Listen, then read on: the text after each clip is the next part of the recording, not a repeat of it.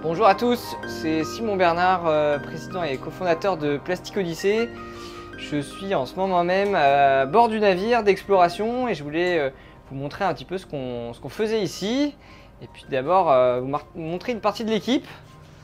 Je suis avec Manu, le capitaine, Louis, qui est second capitaine, Pierre-Louis, officier, salut, lieutenant.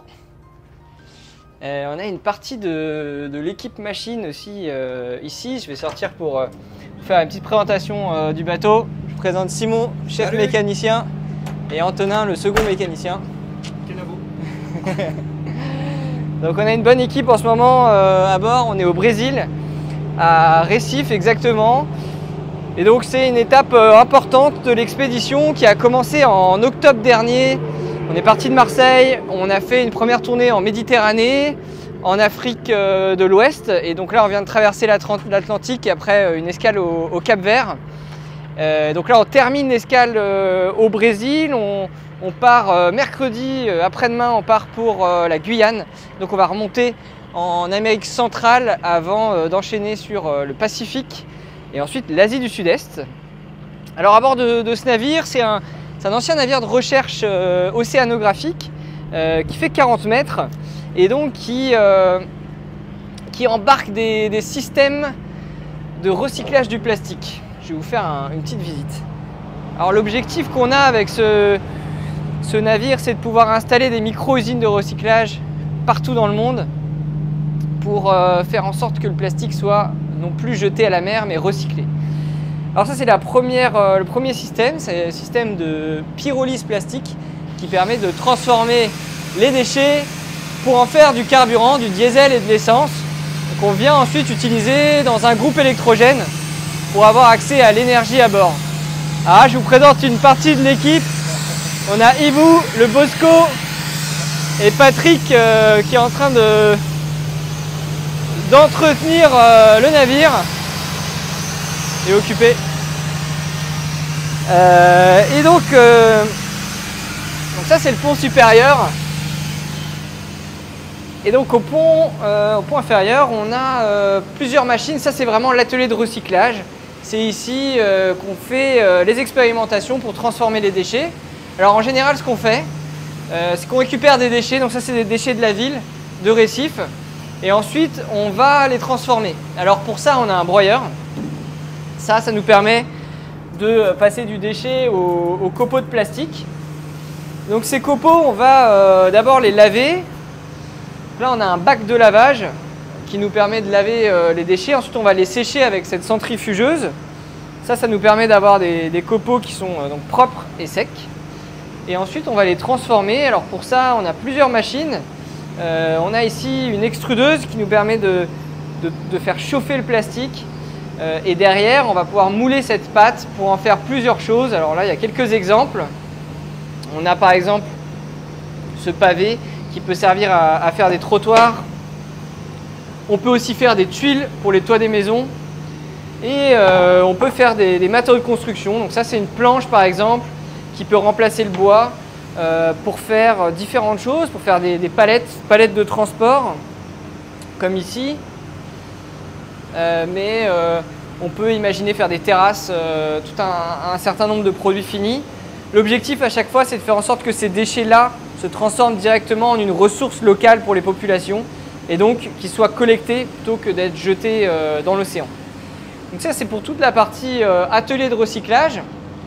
C'est un vrai laboratoire, hein. L'objectif c'est pas de recycler du plastique, c'est vraiment de développer des systèmes et surtout de former des entrepreneurs qui vont derrière pouvoir faire ça dans les villes qu'on visite. Et donc c'est un vrai laboratoire, là on peut voir une extrudeuse qui est en cours de fabrication directement à bord du navire puisqu'on a un atelier, on a carrément un petit atelier de fabrication avec tout le nécessaire. On peut voir ici un tour, on a une fraiseuse numérique. C'est une fraiseuse qu'on a numérisée nous-mêmes, donc c'est pas encore fonctionnel à 100%, mais c'est en cours. Ici, à chaque fois, on essaye d'innover, de fabriquer des nouvelles machines et donc de faire évoluer cet atelier. Alors là, on rentre dans la zone de vie. Je vois que le cuisinier se cache. Greg, c'est notre cuisinier qui a un sacré défi puisque l'objectif c'est de cuisiner végétarien et puis de tendre vers du zéro plastique, du zéro déchet. On en est encore un peu loin, mais on y travaille. Et donc ici on est au Carré, au Metz, avec Morgane qui est la directrice des escales. Et donc il travaille à toute la préparation de ce qu'on fait aux escales, des entrepreneurs qu'on rencontre, des personnalités et de tout l'impact qu'on va générer derrière. Ici, on peut voir que tout le mobilier est fabriqué à partir de plastique recyclé, les tables, les chaises. Et donc, on essaye de vivre avec le moins de plastique possible. On a une machine à pain, c'est des détails, mais ça nous permet d'éviter tous les sachets de plastique à usage unique. On a le café, on fait nos jus aussi. Et donc, il reste encore beaucoup de packaging, notamment dans les appros. C'est toujours un défi puisqu'on découvre un pays à chaque fois et donc il faut inventer des nouvelles manières de s'approvisionner, trouver les magasins vrac et donc ça c'est toujours un défi. Mais ça nous permet de montrer des solutions qui peuvent être appliquées à terre et sensibiliser le grand public, les enfants aussi pour faire en sorte d'utiliser moins de plastique. Alors là on arrive dans ce qu'on appelle la salle de conférence, qui est un peu une salle de réunion pour nous. Et c'est là où on accueille les entrepreneurs qui viennent se former et qui viennent donc travailler sur ces usines de recyclage. On peut voir plusieurs choses ici, notamment ce système qui est un système qui permet de potabiliser l'eau. Donc on charge de l'eau aux escales qui n'est pas forcément potable et on va venir la potabiliser. Alors ça c'est juste la partie émergée de l'iceberg puisqu'on a une partie en machine avec donc une station de filtration. Et ça nous permet d'avoir de l'eau potable. On a directement dans des fontaines derrière.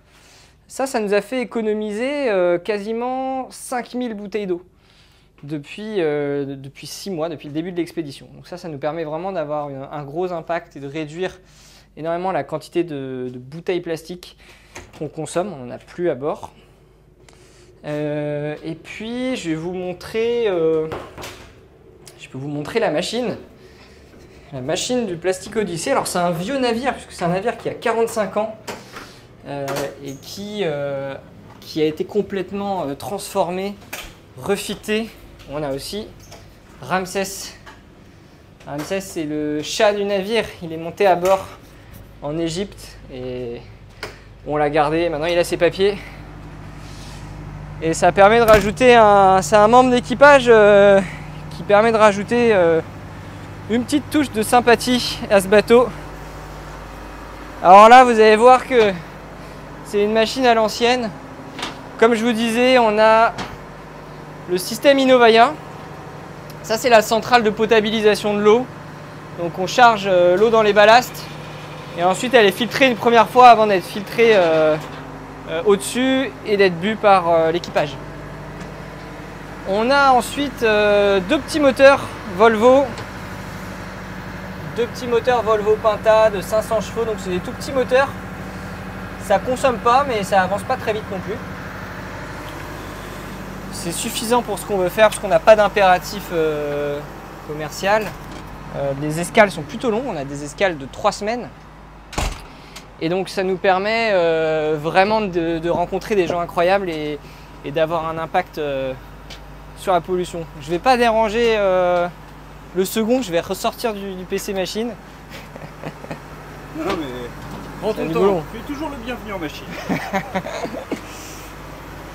Et donc on a fait un bon tour du bateau déjà. Vous pouvez voir que c'est pas un navire de commerce classique, ça y ressemble quand même beaucoup. Mais effectivement on a quand même moins d'espace, même si on peut retrouver les éléments principaux. Et donc ce qui est quand même très différent, c'est l'exploitation du navire, puisqu'on est ici pas pour charger de la marchandise, mais pour travailler avec des entrepreneurs, innover, découvrir des nouvelles solutions. Et c'est ça qui me plaît, je crois que c'est ça qui plaît à toute l'équipe. C'est finalement d'être un peu un explorateur des temps modernes. C'est pour ça qu'on fait ça aussi. C'est pour découvrir, alors pas découvrir des nouvelles terres, mais découvrir des nouvelles solutions et j'espère inspirer un maximum de monde.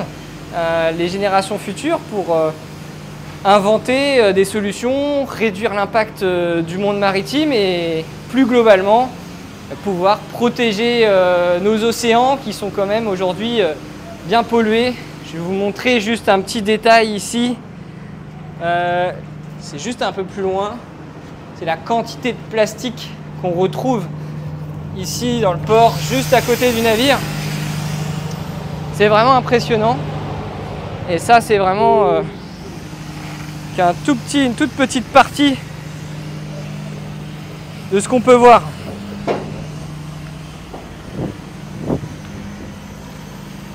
Ça, c'est tout le plastique qui s'accumule entre la coque et le quai. C'est vraiment effrayant. Et on imagine que ça, c'est vraiment une petite partie de ce qu'on peut voir, parce que la majorité du plastique coule ou se décompose en petites particules.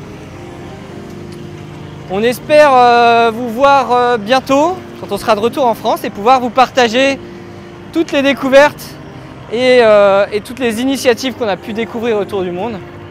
Et en attendant, je vous quitte sur ces images du Plastic Odyssée au soleil couchant à Recife au Brésil. À bientôt!